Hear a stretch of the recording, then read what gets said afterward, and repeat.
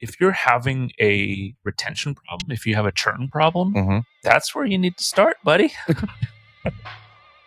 And once again, welcome to the Digital Customer Success Podcast with me, Alex Turkovich. So glad you could join us here today and every week as I seek out and interview leaders and practitioners who are innovating and building great scaled CS programs. My goal is to share what I've learned and to bring you along with me for the ride so that you get the insights that you need to build and evolve your own digital CS program. If you'd like more info, want to get in touch, or sign up for the latest updates, go to digitalcustomersuccess.com. For now, let's get started. And once again, welcome to the Digital Customer Experience Podcast. My name's Alex Turkovich. It's so great to have you back. As always, we've got a little bit of a different episode format for you today. Before we do that, though, a little bit of a reminder. Last week, I talked briefly about it. I'll be speaking at Maddox Scaled NCS Summit. That's a virtual summit coming up at the beginning of June. There's a link down in the show notes or the description where if you're one of the first 5 people to sign up for it, you will get a $20 Uber Eats gift card, because who doesn't like snacks when you're attending a conference, right? But anyway, check out the guest roster on this thing, because they're basically the who's who of customer success is going to be taking part in the event. So it's definitely one not to miss. So go sign up for that. As promised, today is going to be a unique show. I've never really done an in-person interview. It's all been, virtual and recorded and all of that stuff, which, comes with its own set of challenges. But I wanted to jump on the chance of having Stino, who you probably well know in CS circles. He is a massive presence on LinkedIn and one of the true, real voices in CS. Lives it, breathes it, and is crazy passionate about it. Anyway, he was in town. He was in Austin, and I was like, hey, we should meet up. We should, grab some food or whatever. And I was like, well, we should record an episode of the podcast, and we're actually going to dual release this episode on each other's shows, since he has a wonderful podcast as well.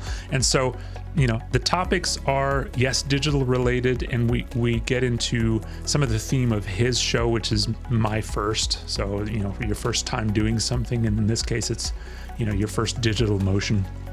But we also talk a little bit about some of the things that he's doing at Whale digitally, including these very intricate playbooks that have a lot of definitions for what should be done in certain scenarios, which I find absolutely fascinating. So, join me for this episode with Stino. He's, we're sitting on the couch right behind me, and just chatting. I hope you enjoy it, because I sure did. Well, how are we going to intro this? It's a special edition, right? I guess it is a special edition. Yeah, Stino. We're doing a joint show. We are. Apparently. We're doing a special edition. It's your first ... and the Digital CS podcast mixed up. That's right. So we're doing your first Digital CS experience, something like that, podcast. Yeah, exactly. I'm very excited about that. So you have some stuff that you ask on your show, and I have some stuff that I ask on my show. And so by the end of this, we're just going to be asking each other's questions. And I think eventually we will go down a rabbit hole. I'm doing a lot digital, you're first, and I will ask you how, because you're the master, you are the only one that I think that gets digital done in your way, and I think you're paving a path for literally everyone. And I think it's a very new profession, or a very new category of doing CS. And I've been doing that for the last 6 months to a year almost. So thanks to your brilliant stuff that you put out there. So I want to talk about my first, but also then how you get to the point where you are now, which is basically undefeated. I know. You are. Very common. You are basically the prince of digital CS, or the king even. I should put that on my LinkedIn. Well, Stino said I'm king Stino said. of the. You are. Like, if there were Greek gods, you would No, be the god come of on. digital CS. Well, but you said something interesting, which was that, digital is like in CS is like this new thing Mhm. and whatever. And yeah, it is. But I also feel like it's like CS kind of maturing and doing what 100%. marketing did 20 years ago and doing what product did 20 years ago. We're 100%. finally doing it. But I think also economically speaking, a lot has changed because companies have grown over the years a lot. So I think they had a feeling that they also could hire a lot of people. But I think with like last year, with like the business landscape not being that good anymore, like a lot of revenue getting lost, and it's getting harder and harder for companies to retain revenue or like be cost efficient. So a lot of layoff are happening, and I do think that people or business owners now have the feeling that a lot of the jobs that they hired for are basically a one-man job spread over three, and especially with digital. Yeah. It is more efficient working that way, I would say. I have the feeling that you could cater to a lot more customers when you're going into the digital road down the road. But then again, you need to have someone like maintaining it, because I do have the feeling right now that a lot of business owners or like CEOs or founders have the feeling that they only need one person for that digital approach, because they're like, hey, it's efficient because we automate everything. But that's the thing though, you need someone that thinks it out, that builds it. You also need someone to maintain it, or like a team that maintains it and build it together. So in that sense, we're again tipping over the scale. Like we're just hiring one person to doing a 2-person job. So it's from one extreme into the other. It is. I mean, a few years ago, I think the common thought was, let's just put some junior CSMs into this digital role, and they're just going to handle everything. And it's matured a lot over the last 5 years to where, sure, you might have a scaled team that does the outreach and does, pooled model or whatever it is.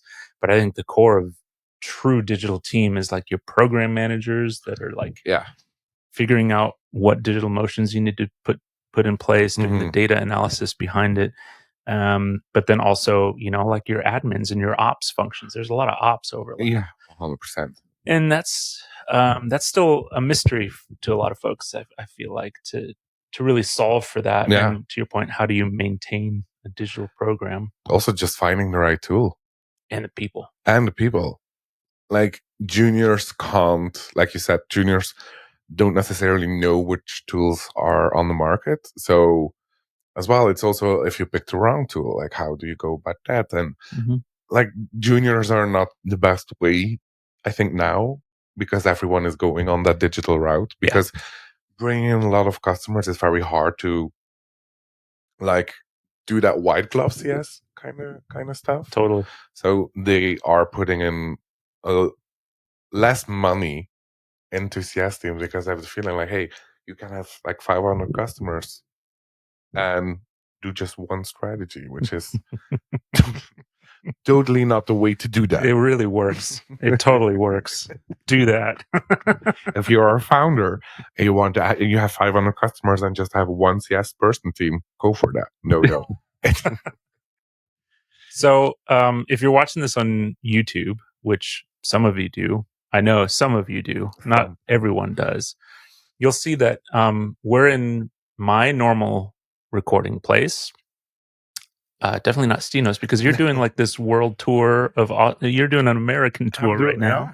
Feeling a little bit like Beyonce. I'm doing, I don't know how many states, but I do know I'm doing 14 cities, 21 customers. In 3 weeks? And 3 weeks in a zillion different time zones. I have the feeling. He's exhausted. Like if you're watching this and you're still like triple chin, it's because of all the Chick-fil-A I've been eating. If there are bags under my eyes, it's because I have no sleep. But you were kind enough to visit us here in Austin. And you have a couple customer visits, but we shared dinner last night. Super cool to have you in town. Thank you so much. The hospitality, they always say like Texan hospitality is unmatched, and I do have the feeling that I've like experienced that in the best way possible, thanks to you as well. So no, thank you for having me. I'm having a blast so far. So for the listeners of the Digital CS podcast who may not be familiar with you, Okay. and then we'll do the vice versa. Awesome. Like, who are you? Who is Steno? Who is Alex? I would say Steno is the head of customer success at Whale, like the fish. I work for a process management and training tool. I live in Belgium. That's why there is a thick accent as well. I'm basically a walking encyclopedia, everything wheelhouse related. I've been in the CS game for 8 years already now, and the last year as a head of customer success. So I've been leading a team which is shit scary as well. But no, I'm very grateful to be here. Very grateful to be a customer success manager as well. It's taken me quite to a lot of places. I'm meeting wonderful people like yourself, like my idols, I would say, for people that really helped me in my career putting content out. So thank you for, like, it's meeting an idol. Like yesterday, didn't tell you that, but like I'm picking you up. And I was like stressed the fuck out because I was like, I'm meeting one of my idols. So normally, like, I quit smoking a couple of months ago, but I smoked like 3 cigarettes yesterday before you picked me up because I was like so nervous. Like, it was kind of a first date kind of thing. I was super, super nervous because I was like, what if he doesn't like me? Oh, Stuff like that. on. Like, it's like meeting your idols for the first time. And again, I have a short list of really meeting people in real life, and your energy is even more amazing in real life and more like you're already illuminating online on LinkedIn in your podcast and all the stuff that you put out there, but like seeing your energy is literally staring at the sun. So thank you so much. Jeez. Okay, well, that's your quota for like compliments for the show. I can't help it. There is a little American like living inside of me. Nice. A little American living inside it. That's the quote we're going to pull out for the There is a little American living inside. Well, cool. I mean, I feel much the same way, honestly, because if you're not following Steno on like LinkedIn or wherever, the one thing I really appreciate about what you put out there is just yourself. It's unapologetically yourself. And we talked about this a little bit yesterday. Mm-hmm. Like, you know, you said basically you don't care, but also I was thinking about this, and actually I feel like it means that you really care. Yeah. You know what I mean? In the end, yeah. Because you're just you yourself, your content is on point, you're not afraid to speak your mind. And I think there's so much to learn from you and what you put out there, because you're just, you know, a lot of people have this kind of facade, and they, you know, and I think this is relevant for like personal branding and LinkedIn stuff too. But I think the way you go about working with your customers is probably a lot the same way. Like, you're just yourself. What you see is what you get. What you see is what you get, and I think there's a genuine nature to that, to where a customer feels like instantly comfortable in that. And I'm just speculating, but I have a feeling that's kind of what the deal is. That's your quota for compliments today. So who is Alex? I think the majority of people already know you and follow this podcast, but for the ones that maybe follow me and don't know you, like who is Alex? Well, for your first ... audience, Alex Turkovich, host of the Digital CS podcast, but I like to call myself a professional mutt. You know, I started in music ages ago. That didn't go so well, and you know, found my way into corporate learning and development. That morphed into customer training, customer facing training, and leadership roles in L&D and customer training. And then that slowly got into professional services and led some onboarding teams and some, you know, P&Ls and stuff like that. And then over the last few years, I've been just really focused on CS and digital CS specifically, because I guess my passion is around just CX in general, like that customer experience. Because, you know, I've dabbled in various kind of sections of CX, and so I think digital is an awesome way to put all that together, because you got to have the content, you got to have this, you know, the services knowledge and the deep technical knowledge, 100%. but at the same time, you got to know where your customer journey is, and you got to know what to program behind it and what not. And so, the reason I started the podcast about a year ago was just to share what I was learning and share my own experiences, and it's been cool so far. Awesome. Like, I love what you said about it's not like digital CS. I do think the term is a little bit wrong, because if you're going digital, that means that indeed, like you said, it's the overall experience. Like the CS window is more like the content wise, right? Like we want to get them onboarded, we want to drive value, but how do we do that in a digital way? But it's also how the customers experience it in a way, because I think, like, what was your first strategy going into CS? Because I like digital CS, because for me it was a shit ton of emails, and that backfired a lot because clients don't read emails that much anymore. So I want to hear about your first strategy almost. That's a good question. I'll answer it a couple of different ways, because the first one is like, what was my first go get? But I realize one of the things that is crazy obvious to me is that like there are 0 organizations that are built exactly like the next, right? Yeah, 100%. And so I get this question all the time. It's like, where do I start? Where should my first kind of digital motion be, right?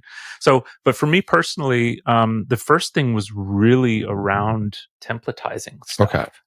Like getting templates in place that not only we could send out on an automated fashion, but if an account is CSM owned, to get the CSM to actually send those out, instead of a big part of digital for me is obviously segmentation, but not just customer segmentation, not persona segmentation, but also, is this a CSM owned account or not? If it is, let's not send the automated email. Let's have this CSMs modify it and send it, and those kinds of things. But in that process, you're helping the CSM out. Yeah.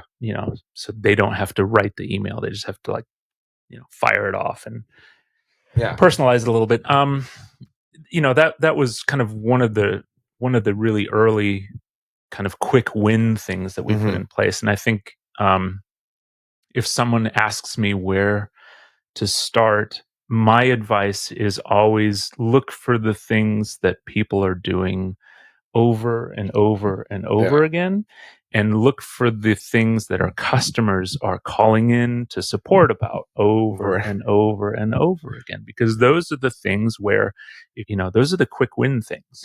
So if you focus on those, and you may not have like all the tools yet, you may not have like all the data that you need yet, but if you get scrappy about it and do something in terms of like emails or in-app or whatever that may be, you can start to like really quickly have some quick wins, maybe see that in action in terms of ticket deflection and stuff like that. And I think those quick wins are important because it allows you then to do some things while you're focusing on the bigger strategy, because you're gonna want to build a team around it, build some processes around it, build some tools around it.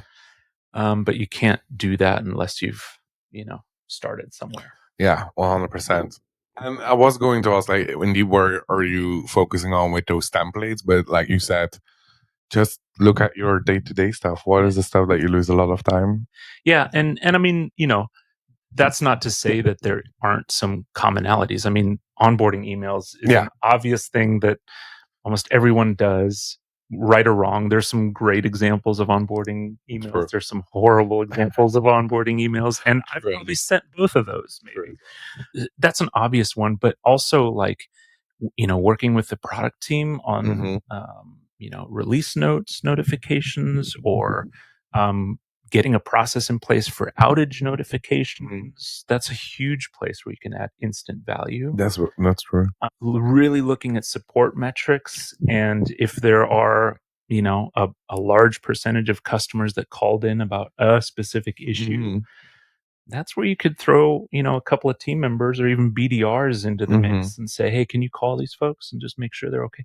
Like, digital doesn't mean like just one part. or it doesn't mean just like email or just like push notifications. It means use the digital resources and tools you have around you Really? Yeah. to make your humans effective in reaching out at the right time. 100%. And I do think, like, for a long time, I had the feeling that digital CS was an automated playbook. Yeah. Like, I think if you would ask me last year, like, hey, what is digital scale CS for you? I would have said like an entire automated customer journey from onboarding to adoption to Yeah. like value realization, stuff like that. But indeed, like you said, it's much more than that. It's like building in the triggers as well. Like I think a lot of companies and a lot of CSMs that are maybe watching this podcast, everyone in a way is already doing digital CS, maybe not at the scale that you want, but like just already building in those alerts of like, hey, the health score has been decreasing, or this feature, or this client isn't using this feature that good. That is already digital, maybe not automated, but it's digital. So I think the biggest misconception around digital CS is I think it's, well, for me, it was that everything should be automated. Yeah. And that's not, well, automated as in communication towards the client. Mhm. And that's not the thing. It's much, much more than that. It's like making your life easier, like with the stuff that you normally would check in manually, like pulling those lists and then checking out who's doing not so good. So yeah, in that sense, you really helped me like understanding what digital CS is all about. So one of the questions that I ask all my guests Mhm. on the Digital CS podcast is what their definition of digital CS is. And you just gave me the definition from about 2 years ago for you. What would you say it is today? Nowadays, I would say like digital CS is a way being ahead of the curve. Like a little bit, I would say, would be being a fortune teller, basically, is what digital CS is for me right now. Being able to spot the red flags way before they happen. Like, you know, I always made a comparison also to my founder. You know, when there is like an earthquake or like animals always know like 5 minutes before Yeah. something is going to hit, Dogs like start howling. like with the eclipse as well last week, you saw birds like the eclipse wasn't happening for another 30 minutes, but it was already starting, but you couldn't see it like with your eyes. The birds already flew away, Yeah. and you like for 30 minutes straight you didn't hear a peep. So in that sense, that's for me, it's what digital CS is all about, knowing that something is going to happen before it happens. So whether if that's a churn, whether if that's an expansion or an upsell or a cross sell, whatever you want to name it, whether if it's like it's really predictive, I would say digital CS. I think you're saying that digital CS are the animals of the CS Yeah. community. Basically, Mhm. but good animals, not bad animals. It's not. I don't mean in a We're the dog. degrading We're the way. dog of CS. Working like a dog, day in, day out. I want to dig in a little bit more on what you said Mhm. around kind of your use of digital, specifically, I think, as a CSM, Mhm. because the misconception for a lot of people is that, especially as a CSM, like, oh, this digital thing is just here to replace me. This AI thing, it's here to replace me. It's dangerous. Let's not do it. I don't know. There's fear around it. Mhm. And then the other bit of that is a lot of CSMs who may be working in an environment where there isn't a digital function or an ops function feel like, well, we don't have digital. Mhm. But that's horseshit because anyone can like Start on their 100%. own with their own thing. So are there some examples of what you're doing at Whale Mhm. that kind of fall into that category of Yeah. scrappy CSM led digital? Well, the thing is, I think first of all, no one should be afraid from AI or digital CS. That's bullshit. You're not getting replaced. It's just another. I think now it's a really good opportunity to scale yourself in it The reason why is because there aren't many around that have a lot of great experience or experience into that field. So I think within this and like the next 2 to 3 years, organizations and companies will actively hire that people that have done it already before. So I think if you have a really good interest into that entire digital piece, like really skill yourself, like try it out, fall flat on your face, pick yourself up again, because in the next 3 years it will be, I think, the next role people will be looking for. But again, it's not about like replacing CSM, because I'm always the first one to say that white glove CS and digital can go hand in hand. There are people that say that white glove CS is dead. Bullshit. Because otherwise I wouldn't be sitting here and touring the entire States around the United States. But coming back to your question, I think what we've been doing digital wise is that, again, I'm a very good fortune teller when it comes to my customers. For people that are familiar with health scores, I think we have a global health score that like really builds up out of all these different like sub health scores. I have like, don't say it's the right way, because I do have the feeling it's too much, but I think I have over like 14 different health scores that build up that global health score. So I'm very good in predicting if one, because a lot of like at Whale, we work in 3 big chapters when it comes to features. So I have a chapter for documenting, a chapter for training features, and then a chapter for measuring features as well. I know when some of the sub health scores goes up, they're moving into a different phase. If something goes down, I always know if something is going shit is going to hit the fan. So I would say that is the first that we've done, and it's actively building upon. And automated playbooks, I would say we have a beast of a playbook. You were telling me about this last night. I was like, holy cow. Of a playbook. What we've done basically is we cater to a lot of industries. We have people in medtech, in construction, manufacturing, basically everywhere, you name it, we have a client that is active in that industry. The thing is, we're just a team of 3. Meaning, and we have over 500 customers. And I always said, like, I don't want my book of business to be larger than 100, but that's the case now. Yeah. So what we've done is really building out a playbook for people that didn't purchase success services. So that's something that if they go with Whale, you're able to purchase like success services, which means you have dedicated CSM. And when I first started out in Whale, we only had 100 customers, and I was like, yeah, whether if you like purchase it or not, like I will be your CSM. It was my first experience in like, you don't you get a CSM and you get a CSM. 100%, because at my previous companies, everyone had a CSM. So it was very hard to wrap my head around that people did this self-onboarding kind of thing. It really blew my mind that it exists. Well, I knew it existed, but I never experienced it from a CSM point of view. Yeah. But now I couldn't do otherwise, doing that digital route as well. So we've built a beast of a playbook where we not only segment our customers in persona, we also segment them in industry, and we also segment them by size. So if you're in healthcare and you're like 20 people, you get a completely different set of communications if you were in construction with over 100. Wow. Because we really took our data, also the digital piece, of course, we really took our data and really searched for industry best practices, benchmarks, stuff like that, and then threw that all together into one big automated /health score playbook with over 450 scenarios. That's and the insane. churn decreased, and we upped our net retention MRR with, was it 15%? So we went from 95 to 110 in a quarter. Crazy. With that playbook. Yeah, with that playbook. And we even brought in more expansion revenue than sales. So we're, until this day, because I checked this morning, we brought in more revenue than sales. And I know I'm the first to say that I hate people that are like, oh my God, we went from this to this % by doing X, Y, and Z. So it works for me. I'm not saying it will work for your company, but if you're like interested in how I did it, more than happy to jump on a call, because I'm not saying that that's the way to get to that point. It worked for me. It worked for Whale because we were that kind of a business, but it's fun. It's fucking amazing to say that we brought in more revenue than sales. Yeah. Fuck you, sales.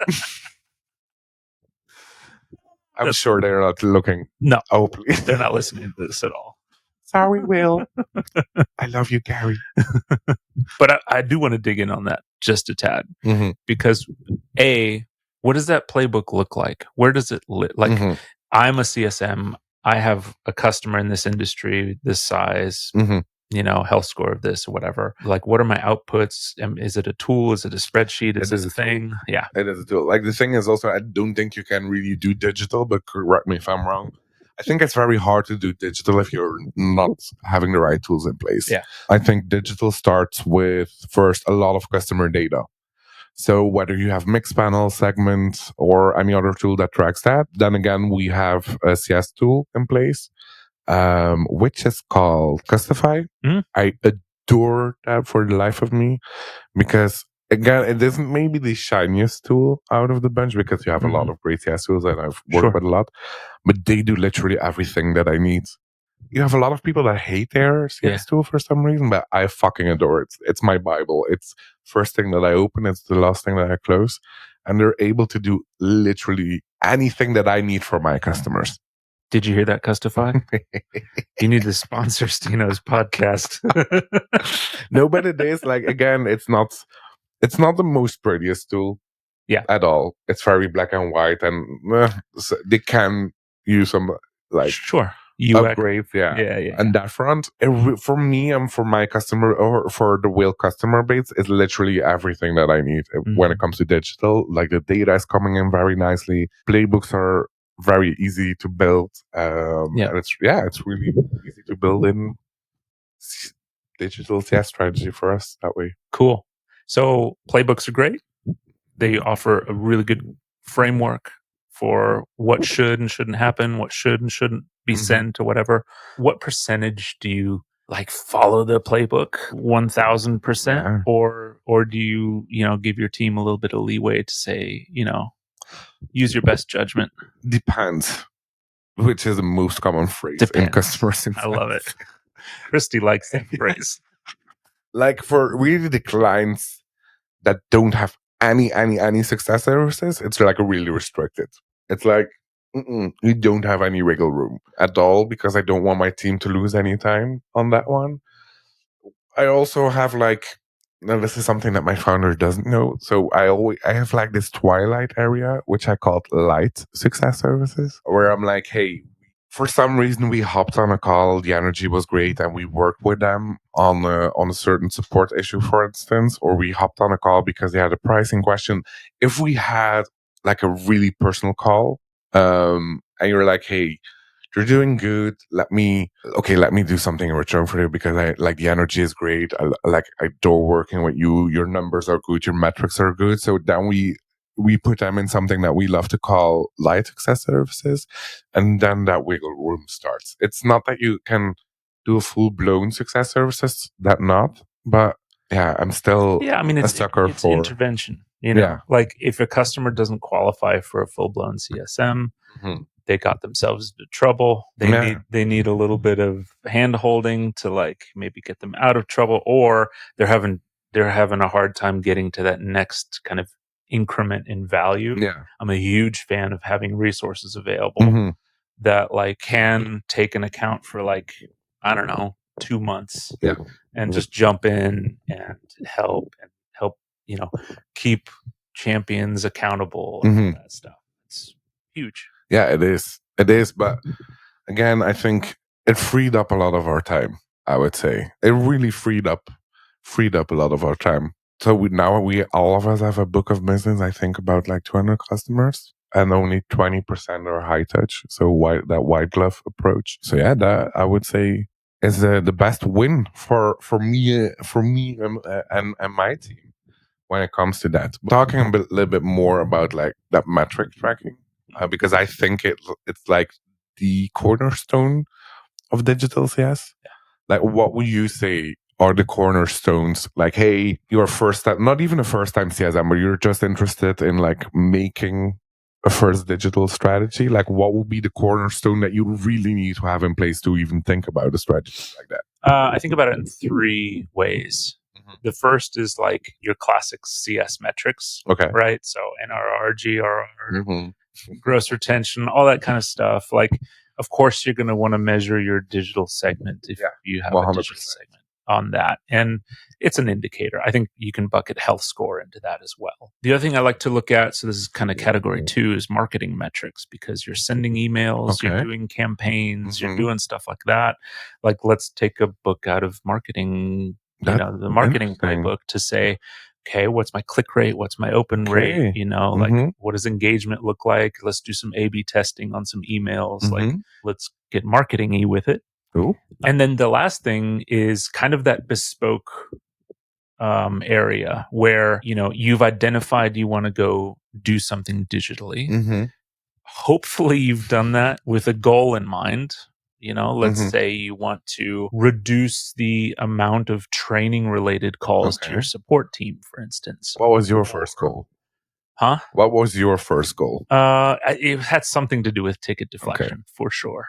If that is your goal, then if you can come up with a metric, this is where you get creative with the metrics. If you can come up with a metric that says, okay, I implemented this motion or this campaign, and I have campaign metrics around that. This is the ultimate kind of metric for something that I want to increase or decrease or whatever. You can turn that into a ratio. So like, of all of the opened emails, those particular customers, we saw a decrease in support tickets around training, for instance, right? So you can get really granular and say, of the customers we sent this to, these people clicked on this email or opened this in-app notification or whatever. They engaged with it. And those that engaged with it, we saw X% improvement or decrease over the ones that didn't. So it's like, you get to make your own metrics. Really? That's interesting. And what I hear most out of it is that you don't need to start your strategy at the beginning of the customer journey. No. Like, no. You just no. Like, I mean, if it's easy and convenient to do it, of course, but don't get into this linear mindset where, okay, I need to start at the sales to post-sale handoff. And then I need to do my onboarding emails. And then I need to do this. And then, we got to get ready for the renewal. If you're having a retention problem, if you have a churn problem, that's where you need to start, buddy. But let's start at the beginning. But I think there is where I really fucked up. Because I thought you needed to start at the beginning. And I think a great lesson and a great topic that you touched upon, like, really look at what you're struggling right now. Like, goal setting, I think, is very, very important together with setting up those metrics, because also now, it's a good tip. Like, I keep forgetting, okay, you have this entire email flow or entire communication, whether if it's push notifications or email or carrier pigeon or smoke signals. I don't really care on how you do it. What kind of pigeon? I don't know. Are there different kinds of pigeons? I think so. I don't know. Just a normal Venetian pigeon? Yeah, the Venetians. The Venetian pigeon. They're sassy, just like me. No. It's really good, because I often forget about the marketing metrics kind of things. Yeah. It's good indeed that you start from your customer data, that you have your goal in mind. But indeed, especially the first time that I ran a campaign or sent an email sequence, I never revisited it really. Yeah. What indeed, like you said, what is the click rate? What is the open rate? What is it that you are trying to accomplish? Because you have that goal in mind, hey, I want to diminish churn, reduce churn. But hey, I've built this flow, I will see what happens. But I think a lot of people fall short when it comes to following up on that. Set it and forget it. Yeah, 100%. So how would you say you have done your first strategy, you have your metrics in place, you you did everything. How would you do a follow-up on that? Because I think I'm very not good at that.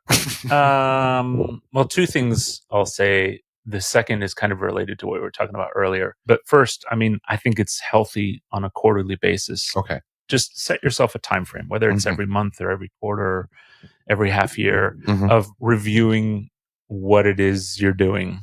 Because, the more you build and then just move on to the next thing, then all of a sudden you look back after a year or two and you're sitting on all this stuff that may or may not be working, is kind of confusing the customer. I think it's healthy to go back every once in a while and just look at what you have in place. to make sure that like it's doing what you want it to. Yeah. And if it's not, don't be afraid to change it. You know? Don't be afraid to change it. And And throw it away. Throw it away. Like if it's not doing what you want it to, then throw it away. The other thing that I was going to touch on that's related is going into something with a goal in mind, and really for your first motion, if you're out, spend some time with your executives and really understand what they're struggling with. Because if you can show that you have had a positive impact on whatever it is they're struggling with, you're going to get much more leeway down the road to get tricky and try some cool stuff. Versus if you focus on something that's okay, great, but it's not really resonating with your executive team, you're going to have a much harder time adding headcount to your team, adding tools to your team, and all that kind of stuff. Versus if right out of the gate you pick something that's top of mind, you have a clear goal in mind, you know how to measure it, you do some stuff, whether it works or not, you're doing stuff, and then eventually you'll find that recipe to where, hey, look, I've made some great improvements on this. We've seen, churn reduction, whatever it is.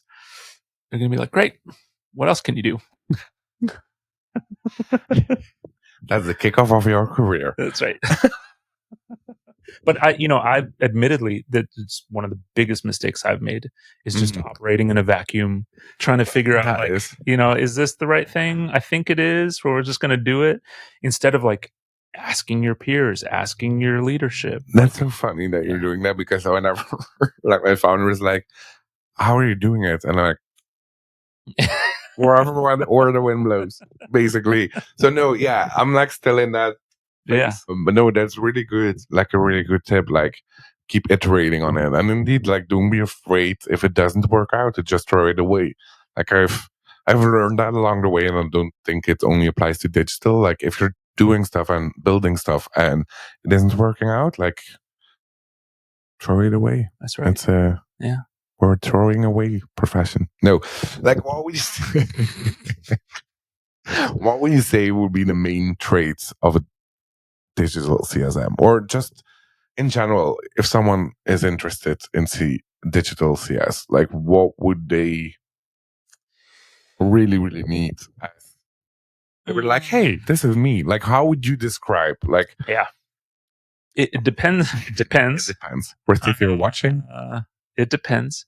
I think again, the assumption has been in the past that you just throw some junior people into a digital team because it's the lowest segment. It's the whatever you want to throw at it. It's like they can build templates, stuff like that. Yeah. In reality, to have a really well-rounded digital program, what you're going to need on the team is someone who can live in the data, really understand your customer data, and can fuck up a pivot table.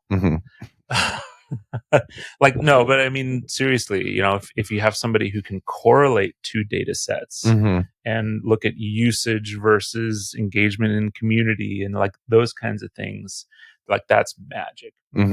One of the things that I've published a couple times is this, I call it the digital CS sweet spot, which is like this intersection of data with automation and customer journey. Okay. Right? Yeah. Because any one of those three, if you don't really have it well defined, it's going to be hard, right? So I'd say first and foremost, like have somebody that can be really in the data. You're going to be looking for somebody who thinks programmatically and can, almost operate in a product management. The things that I've done in the past as well around this is like operate in sprints. Like, how can we build this stuff in an agile kind of manner? And that gets into CRM, CSP, administration, and all that kind of stuff too. So it's not just about, you need some customer facing people that are good with customers. No, you need kind of stuff, but you need that support on the back end, whether it's the same team or you divide into different teams that share the load.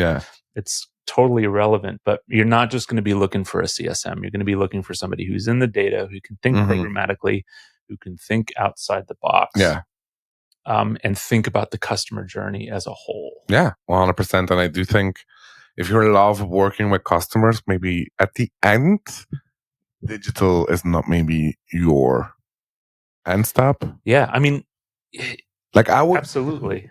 like I love sitting in the data, don't get me wrong, but if someone tells me like you need to stop speaking to customers, by the end of the day I'm like, fuck it. Yeah. I'm gone. If it's only data and that strategy, no.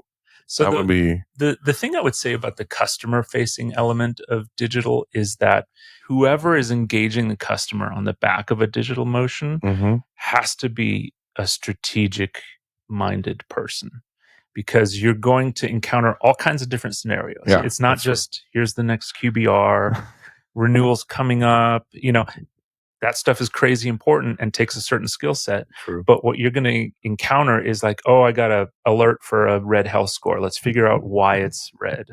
Or this customer just responded to a survey and they gave us raving review. Let's get this over to marketing for, advocacy stuff. Or this customer responded and they hate us. Let's engage them with a plan. Like the scenarios that you encounter are just all over the place. And so it's like that cross between a support and account management mentality. True.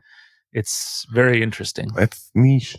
It's niche. It's niche. The word that you've been, like everyone's using if they don't quite like put a term on it. Niche. Well, this podcast is very niche. It's one actually, it's one episode. By the time we publish this, it might no longer be the Digital Customer Success Podcast. It might be the Digital Customer Experience Podcast. Oh my God, I'm on the first episode. Maybe. Well, on the first special edition episode. It's the special edition for sure. It's a perfect way to launch a new brand. What have we not talked about? I covered mainly everything you're first, I would say. Like, I think the main things that I took away from my point of view, from like the your first ... show, I think if you want to grow in that digital, is that you're indeed like very, like you get loose on data, that you are like super data driven, that you love sitting in pivot tables, building them, all that stuff. That's already one of the traits that you really need to possess, basically, and that you don't need to start from the beginning, basically, of your customer journey. And what I really, really loved is that you said like, hey, just look at your day-to-day job, and it can go as simple as, what is the most repetitive task or the most repetitive question that you have? Whether if that's building a support article for it, whether if it's building just a small campaign targeting those customers that have the same data on that aspect of a feature, for example.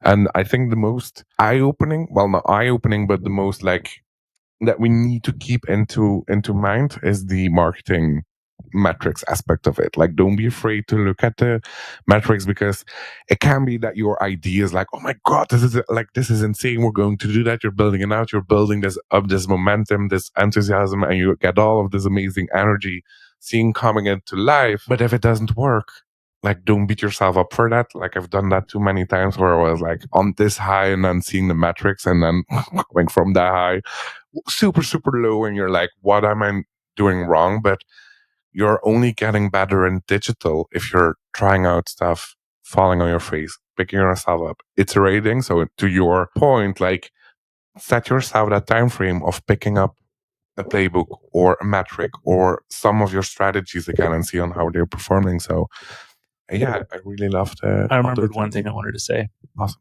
Specifically, well, I think for CSM specifically, because again, it goes back to this whole thing of CSMs a lot of times feel like they, can't operate digitally without a digital team or something like that. And I think the sooner you can get a hold of AI tools, the better. And there's some specifics that are interesting to me at the moment that are probably worth sharing. One is, everybody knows about ChatGPT. They have a $20 premium version where if you pay for it, you get GPT-4, blah, blah, blah, blah, blah. Top tip, though, Microsoft Copilot is free. Yeah. GPT-4, and you can do images out of there, too. Crazy useful. Tip number one. Two, if you're not recording your calls and putting them through GPT for call, like summaries. Oh, we have balloons. We have balloons, everybody. I don't think we could really like that tip. I don't know. I know why. Like it's a new max setting. If you're doing this, you count balloons, and if you're a thumbs up is a thumb, like normally it would do. Yeah. Yep. And then you have this cool one. Give me a second. If you're doing horns, you normally would get like laser beams. Behind the couch. That is insane though. And then you have confetti as well. That is this. Normally. Does it want to? No. Oh. Balloons. We got and then balloons again. You have hearts as well. No, that doesn't We're work. learning so much digital Like, stuff. the thing is, I did that the first time when I was with a customer. I was like, you have two, like something with two or like a thumbs up. And the first time balloons were popping up, and I was like, What is going on? what? Yeah, so the new message. I should probably turn that off. Anyway, ChatGPT. as I was saying, Microsoft Copilot is free. It's got all that stuff. Great. The second thing is call recording. Update AI. Fathom is another one that's really good. I love Update AI because it's CSM focused. But if you're not set up in a way within your, I don't know, work ecosystem to have GPT give you call summaries, figure out a way to do it. Feed those transcripts into GPT, whatever it is you got to do, because it saves you so much time in the follow up to that. One we talked about last night was a tool that I love called Gamma, which basically is GPT slide creation. So, like, if you want to make a quick PowerPoint, you can give it your brand style guide and all that kind of stuff, and you can, for instance, feed it your call summary and it'll create a PowerPoint deck for your need to see summary. that. So like there's tools out there all over the place. You could even create a song for your customer with Suni. I don't know if you know Suni. I think it's Suni. You give it like some prompts about what style of music and it'll pump out a song for you. Like there's all kinds of cool stuff out there. So my point is, like, as a CSM, don't wait for a digital team to start operating digitally. You can do it like today. I'm still stuck on the song AI. I'm doing that for every client that I'm visiting next. You should. I will be like, hey guys, I made a song. Yeah. Well, you can have it like create a pop song for like the washing machine industry. That is insane. Totally do it. I will. Oh my god. I need to do that. Clients are going to love me. So anyway, that's what I wanted to say. It's like your first doesn't have to be, your company's first. It can literally be go create some templates. Go crazy. Go nuts. Go crazy. So where can people connect with you? LinkedIn or digitalcustomersuccess.com. You're on TikTok as well, in short. I am on TikTok. With some great tips. It's just your name. It's just my name. Just your name. I find you creative. What about you? You can find me solely on LinkedIn, basically. Like CS wise, you can only find me on LinkedIn. So connect with me there. You're 10,000 plus followers. How many? You have a lot of followers. It's been booming. I have, I think 12K. Wow. Ish. I don't know why. I do. No, but I honestly don't know why. I do. I'm a loose cannon. That's why. I'm a loose cannon when it comes to that. LinkedIn will be great. Do you want to give any shout outs? Do we have an hour? Because I will shout out literally everyone. No, shout out to you, basically. Again. You hit your quota already? No. I can go over it because I don't give a fuck. No, thank you just for your hospitality. I think your brain is super... I'm jealous of how your brain works, basically. Really, it's illuminating talking to someone who knows that much about digital CS. And I also love your journey as you started this podcast as well. You said like, hey, I was just starting it out, just putting content out on what I was doing. And so people could give feedback or give you new ideas on moving forward that way. So, and also, like, I think your energy is one of the greatest energies out there. So I want to compliment that. And as well, my other idols, I love, like, I always say they're the goddesses or like the muses of customer success, like Christy. Shout out to Christy. Girl, you are all like, and then Erica, Annika, Diana, Dylan, Prashant from Dublin. A lot of great people. So if I didn't name you, so sorry. You're in my head, but there are just too many people to name. Like everyone that literally helped my career. And I think everyone that I follow on LinkedIn helped me to get where I am. Everyone that is putting out content really helped me getting me where I am today on this couch, which if you told me that last year, I would like laugh in your face, but like fast forward to a year. A lot of people laugh in my face. I'm here. I'm sitting in Austin on a couch with Alex. Hi. It's good stuff. It's been fun watching you do the U.S. tour for sure. You've been posting at every corner. I'm so glad you decided to join us here in Austin. And thank you so much. All that good stuff. Well, I will now search for a pool and relax.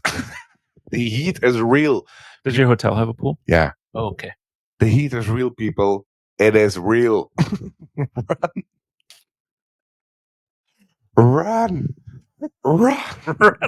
Run away. No, Austin has been great, but I always forget like how hot it gets. Really, we're not used to that temperatures in Belgium at all. It's warm. Like it's maybe once or twice a year. Yeah. It's kind of hot. But it's really. But I'm glad it's not humid at all because like Houston last year. Yeah, Houston's gross.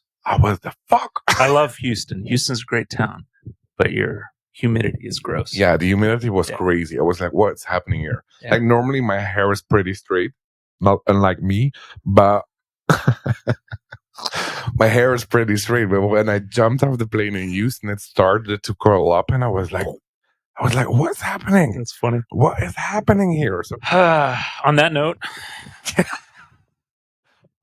it's just hot. It's just hot, just like this episode of this podcast. Mutual Podcasts. Hope you enjoyed it. See you later. See you soon. Did we get the balloons going? How do we get the balloons going? Nope. Yay! Balloons. Thank you for joining me for this episode of the Digital CX Podcast. If you like what we're doing, consider leaving us a review on your podcast platform of choice. If you're watching on YouTube, leave a comment down below. It really helps us to grow and provide value to a broader audience. You can view the Digital Customer Success Definition Word Map and get more information about the show and some of the other things that we're doing at digitalcustomersuccess.com. This episode was edited by Lifetime Value Media, a media production company founded by our good mutual friend Dylan Young. Lifetime Value aims to serve the content, video, audio production needs of the CS and post-sale community. They're offering services at a steep discount for a limited time, so navigate to lifetimevaluemedia.com, go have a chat with Dylan, and make sure you mention the Digital CX Podcast sent you. I'm Alex Turkovich. Thanks so much for listening. We'll talk to you next week.